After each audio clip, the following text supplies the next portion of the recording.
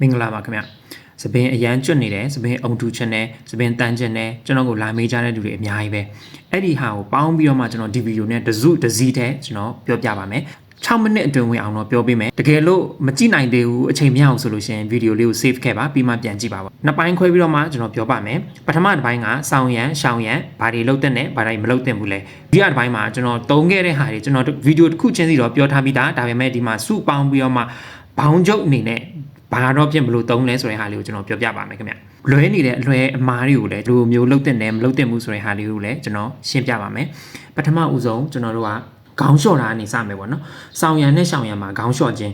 ဥယျာဉ်ပြောင်းလက်ထိတ်နဲ့ဝိုင်းပြီးတော့မှနှိမ့်နယ်ပြီးတော့လျှော့လို့ရတယ်လက်သေးနဲ့တော့မကုတ်ပါနဲ့။စပင်ကပိုကျွတ်တတ်တယ်အနာတွေဖြစ်နိုင်တယ်။ပြီးတော့ခေါင်းလျှော့ပြီးလို့ရှိရင်အချောက်ခံမယ်လေအေးသို့မဟုတ်အချောက်ခံဆက်ကိုတုံးတဲ့အချိန်မှာအပူပြင်းအရန်ကိုပူပြင်းလွန်းတဲ့ hair dryer ကိုမတုံးသင့်ပါဘူး။ဘီးဖီးမယ်ပေါ့ခေါင်းဖီးမယ်ဆိုလို့ရှိရင်တချို့ကလျှော့ပြီးမှခေါင်းကိုဖီးချတတ်တယ်အဲ့ဒါစပင်ကျွတ်လွယ်ပါတယ်မဟုတ်ပါဘူး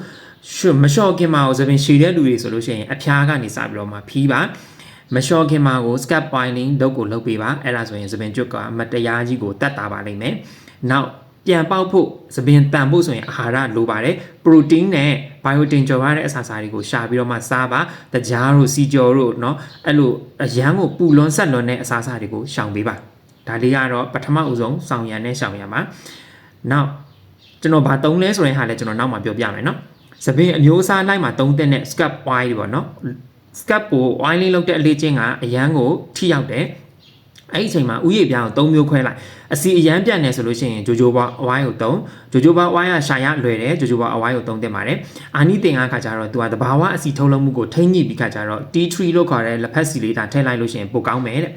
6တွေ့နေတယ်ဘောက်ထားလွယ်တယ်ဆိုလို့ရှိရင်အုံးစီကိုသုံးပါသို့မဟုတ် almond oil ကိုသုံးပါအဆိုဓာတ်ကိုဖြည့်ပြီးတော့ဘောက်ထားခြင်းကိုတတ်တာစေတယ်စပင်အရန်ကျွတ်နေတယ်ဆိုလို့ရှိရင်တော့ rosemary ကိုသုံးဒါမှမဟုတ် castor oil ကိုသုံးလို့ရတယ် rosemary ကတော့အရန်ကိုမှဈေးကွက်ထဲမှာဝယ်ရလွယ်နေပြီ rosemary ကျွန်တော်လည်း rosemary ပဲသုံးပါတယ်ဒါကတော့ဒုတိယတစ်ပိုင်းပါနော်ကျွန်တော်သုံးနေတာလေးတွေကိုအရင်ပြောပြမယ်ကျွန်တော်ရဲ့ခေါင်းအုံးကိုပေါ်ကဖုံးထားတဲ့အဖုံးဒီလိုဖဲသားလိုမျိုးပိုးသားလိုမျိုးသုံးပါစပင်ကျွတ်တတ်တာတယ်တပတ်ခေါင်းတုတ်တဲ့တပတ်ခေါင်းတုတ်တဲ့အချိန်မှာရေကိုစုပ်လွယ်တဲ့တပတ်သားကိုသုံးပြီးပြောင်းဆိုပြီးတော့မှအာရပါရကြီးပွတ်တာမျိုးမလုံးနဲ့စပင်ကအဲ့ဒီအချိန်မှာပို့ပြီးတော့မှကျွတ်သွားတယ်တုတ်တဲ့အချိန်မှာနူးနူးရွရွနေတယ်ရေကတပတ်မှာစုပ်သွားတဲ့အနေထားနဲ့ပဲသုံးပြီးနောက်တစ်ခုမသုံးခင်မှာခေါင်းမလျှော့ခင်မှာခေါင်းကိုမလျှော့ခင်မှာစီသုံးပြီးလို့ကျွန်တော်ရှေ့မှာပြောခဲ့တယ်ကျွန်တော်သုံးတဲ့စီ rosemary oil ဒီဘူးလေးသုံးတဲ့မမြင့်မြင့်စီနာနေကျွန်တော်ဝယ်တာမိတ်အင်မြန်မာတွေကနေဒီလိုဘူးထိတ်လေးကိုကြည့်လိုက်လက်မပေပဲနဲ့ခေါင်းကိုတော်တော်လေးကိုထိရောက်တဲ့ဒီဘူးလေးကျွန်တော်အများအားသုံးနေတယ်ဒါဆို2ဘူးမြောက်လောက်ဖြစ်နေပြီခေါင်းလျှော့တယ်ခေါင်းလျှော့ရည်ကျွန်တော်သုံးတဲ့ခေါင်းလျှော့ရည်เนาะဒါက local made ခေါင်းလျှော့ရည် crystal glow ကနေပြီးတော့မှတယောကင်မွန်ခေါင်းလျှော့ရည်ဒါက horse oil ဂျပန် brand တွေကဒီနှစ်ခုကျွန်တော်သုံးတယ်စပင်ကျွတ်တော်တော်ကြီးတက်တာတယ်ဒီနှစ်ခုလုံးကနောက်မယူထားတာကကျွန်တော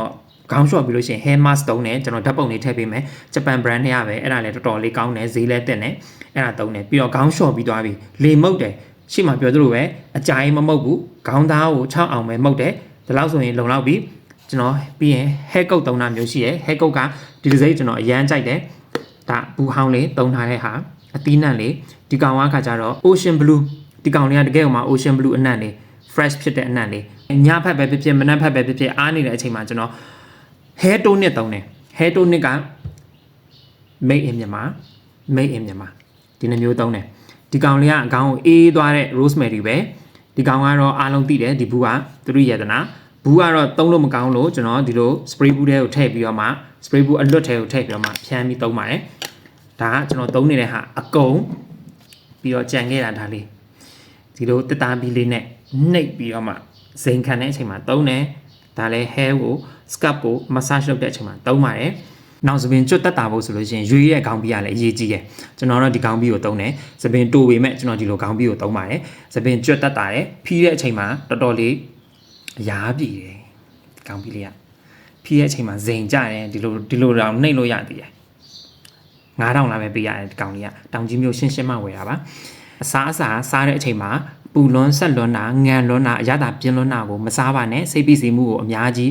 အိပ်ရဝအောင်အိပ်ဖို့လိုတယ်စိတ်ပိစီမှုကိုလျှော့ပါ ကျွန်တော်ပြောသလိုမလုံနိုင်သေးလို့ဝက်ချန်တစ်လုံးပေါက်နေပါတယ်အေးရေးမဝဘူးအဆက်တွေစားပြီးလို့ဝက်ချန်တစ်လုံးဖြစ်နေပါတယ်ဗီဒီယိုလေးကိုကြည့်ပြီးလို့ကျေးဇူးများတင်ပါတယ်ခင်ဗျာဘိုင်ဘိုင်